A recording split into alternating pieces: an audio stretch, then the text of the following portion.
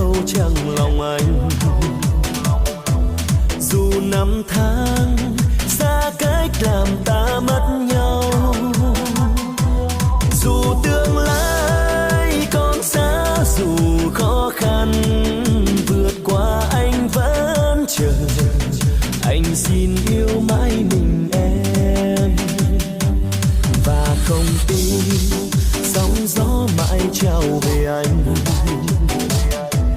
Ngày nào đó em sẽ hiểu anh rõ hơn, vậy nên anh phải tin và chỉ yêu mình em suốt đời.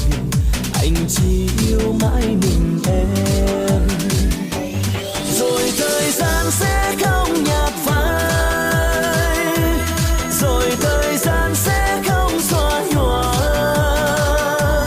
lời anh nói yêu em bằng cả trái tim. Nguyện yêu em suốt đời, anh chỉ yêu mãi mình em.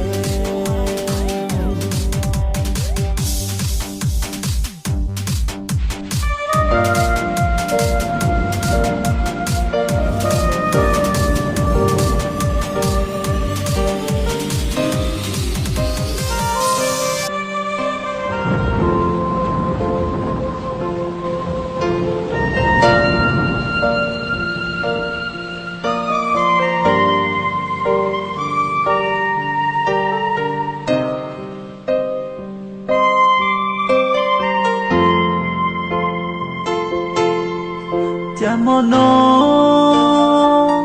cu nhoi lên sư cu ti sa tư lo bu chi châu gió bị chua đai đưa tay hao luôn bao nhiêu thì hoa trao cu cho cóวันlúa lì nó xa cho có thao từ cô lưu cô mua nên để ta lo vì chỉ mua có lon cho cùng nhau Lucia thiệt gió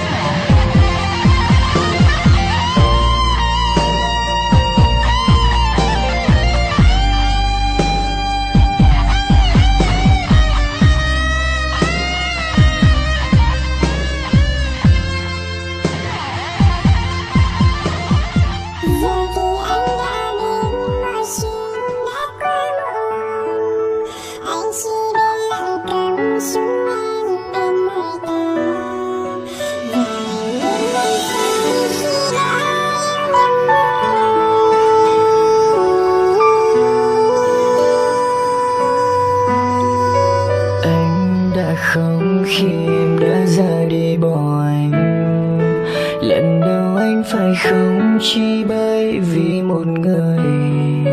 Những lúc anh buồn đau em đang ở bên cạnh anh, nỗi đau xót xa.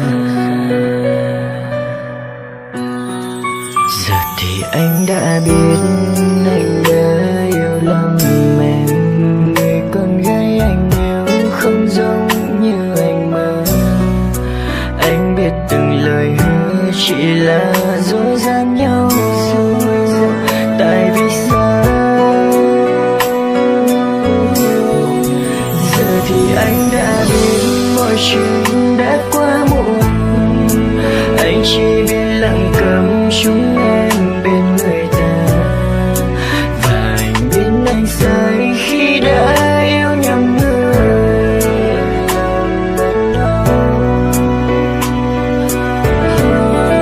Dù cho cả thế giới không chỉ riêng anh yêu sai người, nhưng tim anh vẫn đau khi anh đã yêu lầm em. Và từ đây anh sẽ coi như không quen em. Tạm biệt em.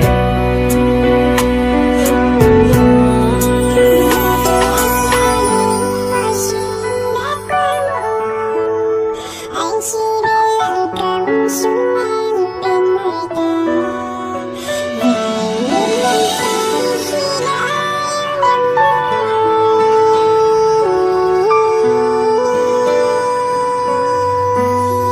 Giờ thì anh đã biết anh đã yêu lầm em. Người con gái anh yêu không giống như anh mơ. Anh biết từng lời hứa chỉ là dối gian nhau. Tại vì sao giờ thì anh đã biết mọi chuyện đã qua